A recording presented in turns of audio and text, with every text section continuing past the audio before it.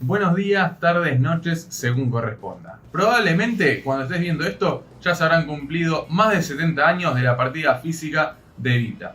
El 26 de julio de 1952, Eva Perón pasó a la inmortalidad. El pueblo trabajador argentino la lloró, mientras que la oligarquía, término que para algunos suena anticuado, pero en cuanto al concepto nunca dejó de ser vigente, celebró con pintadas la muerte de Evita con la leyenda Viva el cáncer. Vos fijate.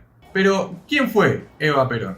María Duarte, más conocida como Evita, nació el 7 de mayo de 1919 en Los Toldos, provincia de Buenos Aires. Tras vivir unos años en Junín, migró a los 15 años a la ciudad de Buenos Aires para incursionar en el mundo de la actuación, de las artes escénicas. A lo largo de más de 10 años fue desarrollando su carrera en la radio, el cine, el teatro. Formó parte de organizaciones gremiales como la Asociación Argentina de Actores y la Asociación Radial Argentina, entidad de la que fue fundadora y elegida como presidente en 1944. Entre paréntesis, Julia Rosenberg aporta varios datos al respecto en un stream de Leila Becha. En 1944, Eva conoció a Juan Domingo Perón, entonces secretario de Trabajo y Previsión. Fue en un acto a beneficio de las víctimas del terremoto ocurrido en San Juan. Se casaron al año siguiente, en 1945, y en 1946 el ya general asumió como presidente. A partir de este momento, aunque podría decirse que ya lo hacía anteriormente, Eva actuó u ofició como un vínculo entre Perón y los sindicatos, y como el principal motor de la justicia social y de la felicidad del pueblo a través de la Fundación Eva Perón, entre otras responsabilidades. Así es como María Eva Duarte fue evolucionando Evita, la abanderada de los humildes. Por todo esto ya mencionado y muchas otras cosas más, en este video vamos a repasar los homenajes a Eva Perón y las influencias que ha tenido en el deporte. Y cuando digo deporte me refiero en un 99% fútbol. El primer evento o conjunto de eventos deportivos de renombre que homenajearon a Evita y aún siguen homenajeando a Eva Duarte fueron los Juegos Infantiles Evita, creados en el año 1948 durante el primer gobierno de Perón. Se trató de una herramienta de promoción social e inclusión. Fue una iniciativa de la misma Eva Perón junto a Ramón Carrillo, ministro de Salud por aquel entonces. Por primera vez, niñas y niños de todo el país accedieron al deporte social y a la salud a través de revisiones médicas. Su primera edición fue en 1949 y participaron más de 100.000 niños y niñas de toda la República Argentina. En 1955 se cancelan los Juegos Evita por decisión de la dictadura militar que había derrocado a Juan Domingo Perón el 16 de septiembre de aquel año y prohibió cualquier expresión ligada al peronismo. Estamos hablando del golpe autodenominado Revolución Libertadora. En 1973, con Perón nuevamente como presidente y más de 17 años de proscripción mediante, el gobierno nacional reinauguró los Juegos Nacionales Evita. Un año más tarde, el equipo infantil de fútbol Los Cebollitas, con un niñato de 10 años llamado Diego Armando Maradona, no sé si les suena el nombre, salió campeón de los Juegos Evita. Y me pregunto, ¿esta decisión política de Perón habrá sido importante para las raíces futbolísticas de Diego Armando Maradona? Elijo creer que sí. Y para quienes no llegaron a ser deportistas de renombre, seguramente también habrá sido importante para su crecimiento. En 1976, la dictadura militar más sangrienta que sufrió Argentina, encabezada por Jorge Rafael Videla, eliminó los Juegos Evita. Cabe destacar que durante 1976 y 1982, el gobierno de facto aplicó el terrorismo de Estado, desapareciendo a más de 30.000 personas o 30.400, como sostiene el colectivo LGTB hoy en día. En 2003, el presidente Néstor Kirchner le da lugar nuevamente a los Juegos Evita. A partir de ese entonces, este importante e histórico evento deportivo fue sumando más deportes, actividades culturales y amplió la franja etaria, incluyendo a jóvenes adultos y adultos mayores. Cabe destacar que en 2008 los Juegos Evita se convirtieron en ley nacional, la ley número 26.462/2008, porque fue sancionada en el 2008. En estos últimos años, en este milenio, se destacó el surgimiento en los Juegos Evita del atleta Brian Toledo, especialista en lanzamiento de jabalina, que participó en los Juegos Olímpicos de Londres 2012 y en Río de Janeiro 2016. Lamentablemente, Brian Toledo ya no está entre nosotros porque falleció en un accidente ocurrido en febrero del año 2020.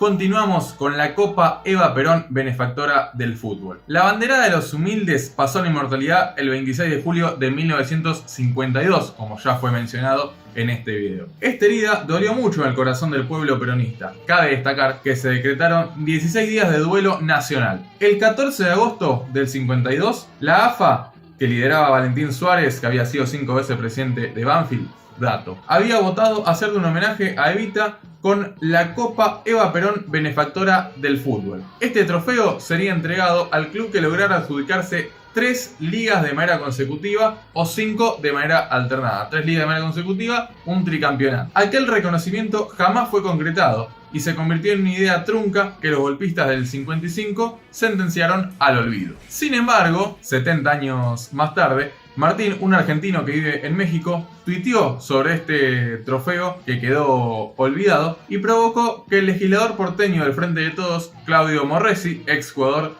de Huracán, River, Vélez y Platense en Argentina, rescatara la historia en abril de 2022. El 27 de abril de 2022, el legislador porteño Claudio Morresi, y exfutbolista de River en los 80, presentó el proyecto de declaración para que la AFA le otorgue al Club Atlético River Plate la Copa Eva Perón, benefactora del fútbol, según lo establecido por el Comité Ejecutivo de la AFA en su sesión extraordinaria del 14 de agosto de 1952. Y además tuiteó al respecto. Luego de que Perón fuera derrocado en 1955, decreto ley 4161 del 5 de marzo de 1956, dispuso que todo lo que llevara el apellido Perón debía ser prohibido y borrado de la historia argentina. Por ello, River nunca pudo incorporar esta copa a sus vitrinas, la Copa Eva Perón, benefactora del fútbol. ¿Por qué le correspondía a River este trofeo? Porque en la década del 50, el club ubicado en el Núñez o en el Bajo Belgrano ganó los torneos 1952, 1953 y, como si esto fuera poco, el tricampeonato de 1955, 1956 y 1957. La resolución de la AFA nunca fue derogada y, por lo tanto, es potestad de River la restitución de este trofeo, como modo también de reparar nuestra memoria en el deporte y en la sociedad, siendo además un homenaje a Eva Perón, luchadora incansable por el crecimiento del deporte. Algunos chicaneros dirán que esto es escritorio. Si me preguntan a mí, la Copa Eva Perón, benefactora del fútbol, como trofeo para River es justicia divina.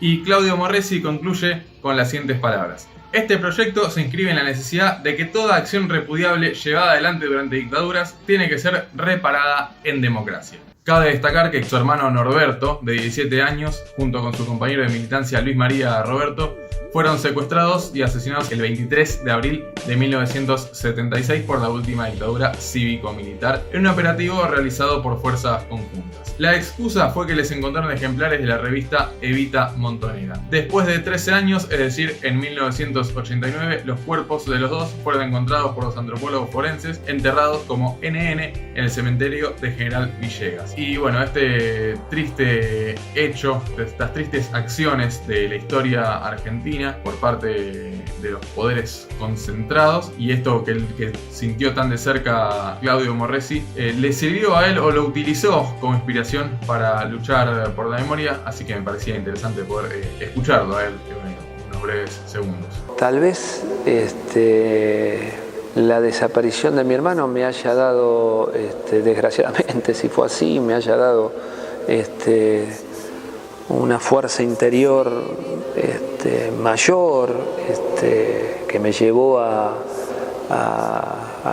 tratar de avanzar, porque en ese avance tal vez curaba, cicatrizaba ciertas cosas.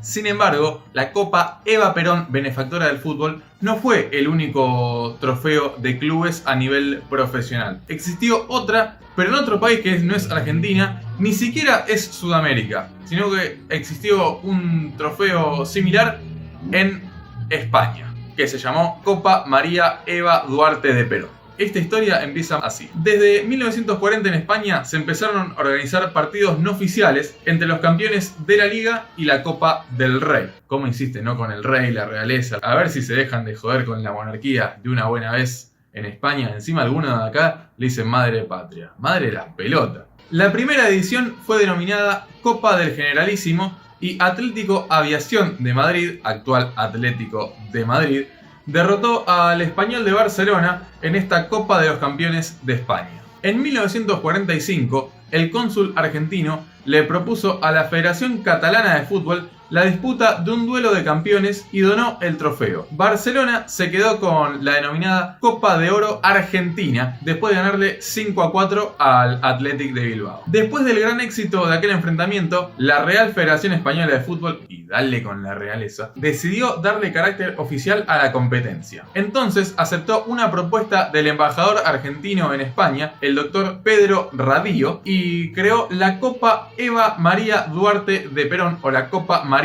Eva Duarte de Perón, que luego fue conocida como la Copa Eva Duarte, simplemente. Evita era reconocida en Madrid y Barcelona porque el gobierno peronista había ayudado a España con donaciones de carne y trigo en la posguerra. En 1947, cuando realizó su histórica gira por aquel país, Evita donó el trofeo que hoy reposa en las vitrinas del Fútbol Club Barcelona. Entre paréntesis, a mi manera de ver, este hecho es una muestra de que el legado de Eva y de Perón es que lo más importante son los pueblos, más allá de los gobiernos de turno. Y bueno, ya que está y ya que se fue Culfas, a ver si el Pichichi activa un poco una política que permita a los argentinos y argentinas comprar comida más barata o menos cara. En el momento en que dije eso, no me acordaba que la Secretaría de Comercio Interior ya no forma parte del Ministerio de Desarrollo Productivo, sino que del Ministerio de Economía, así que una política así no dependería tanto del ministerio de Scioli, sino más bien del de Martín Guzmán. Igual se reclama eso, que la comida esté más barata o que duela menos o que los salarios sean más altos. Pues, se entiende. Y que los dueños de la tierra dejen de jugar a la especulación a costa de nuestros dolores de estómago. Que el Estado Nacional, no sé, que el Estado Nacional le compre comida y la venda a precios accesibles para el pueblo. Qué sé yo. Tiro esa idea nomás. Bueno. Seguimos. La primera edición de la Copa Eva Duarte fue el 13 de junio de 1948, cuando el Real Madrid derrotó por 3-1 al Valencia en un duelo de campeones de la temporada 1946-1947. Ese mismo 1948, pero en diciembre, el Barcelona ganó el primero de los 3 títulos que le permitieron quedarse con la Copa en propiedad tras derrotar 1-0 al Sevilla. Luego, el Valencia salió campeón en el 49, Athletic Club de Bilbao en el 1950, Atlético Madrid en 1951 y Barcelona se coronó otras 2 veces saliendo campeón en 1952 y 1953. En ambas se quedó automáticamente con el título porque ganó la Copa y la Liga, entonces dijeron, ¿para qué vamos a hacer este partido? Toma el premio. No pensaron tanto en el negocio como se piensa hoy en día. Tras la partida física de Evita el 26 de julio de 1952, con tan solo 33 años de edad, la Real Federación Española de Fútbol decidió cancelar la disputa del campeonato que había nacido en su honor. Barcelona fue el más campeón de este torneo, habiéndolo obtenido 3 veces. Los campeones de España recién volvieron a medirse en el año 1982, es decir, unos 29-30 años después, cuando se creó la Supercopa de España. Que, dato llamativo y por cosas del fútbol de hoy en día, en 2018 se jugó por primera vez fuera de tierras españolas, cosa que por el negocio del fútbol a veces termina ocurriendo, como una final de Copa Libertadores también ocurrida en el año 2018. Y por último hablaremos de la historia del Estadio Eva Perón. Si Eva Duarte y Domingo Sarmiento están en veredas opuestas de la historia argentina, será un debate para otra ocasión. Lo concreto es que el Estadio de Sarmiento de Junín fue inaugurado el 9 de julio de 1951 y bautizado como Estadio María Eva Duarte de Perón. Actualmente es el único estadio de un club de la primera división del fútbol argentino con nombre femenino. Y quiero destacar que la información que voy a aportar a continuación la extraje de una nota escrita por Andrés Burgo, que se puede encontrar en Teise Sports, en la cual cita bastante seguido al historiador de Sarmiento de Junín llamado Ítalo Marone. Según cuenta el historiador de Sarmiento de Junín, Ítalo Marone, Juan Duarte, hermano de Eva, fue muy amigo de Héctor Julio Díaz, que era un hombre muy hincha de Sarmiento y ligado a las comisiones directivas del club. El primer gobierno de Perón ofrecía préstamos y subsidios a clubes para que construyeran o ampliaran sus estadios. Así que da a entender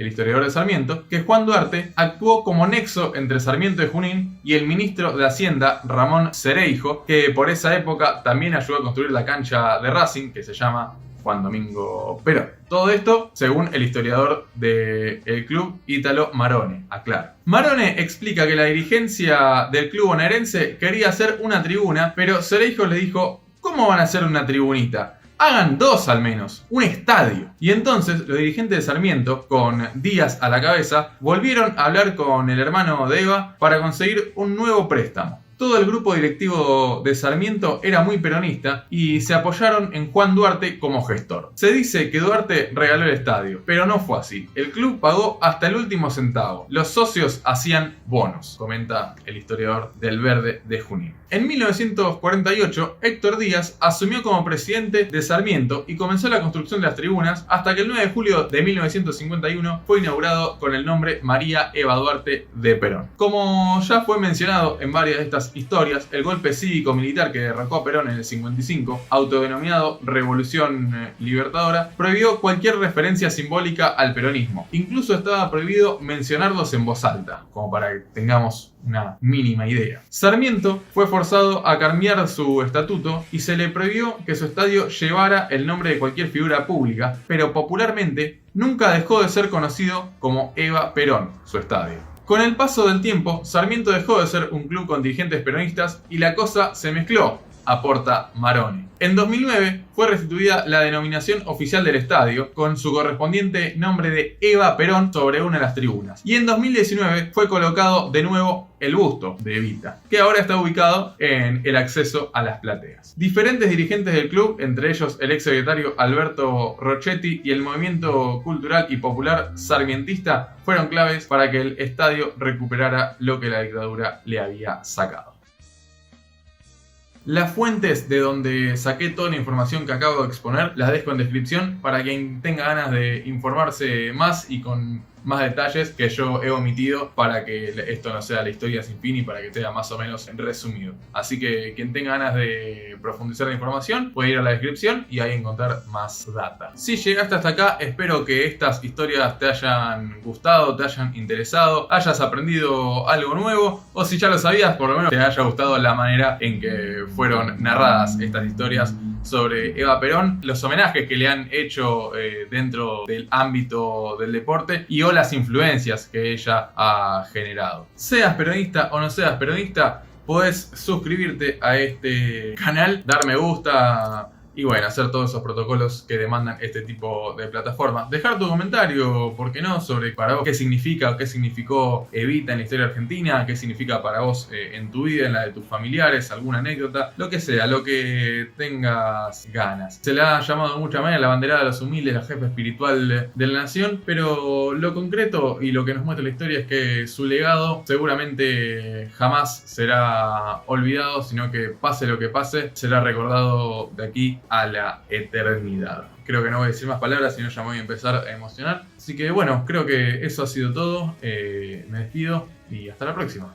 Yo no quise ni quiero nada para mí. Mi gloria es y será siempre el escudo de Perón y la bandera de mi pueblo. Y aunque dicen el camino girones de mi vida, yo sé que ustedes recogerán mi nombre y nos llevarán como bandera a la victoria.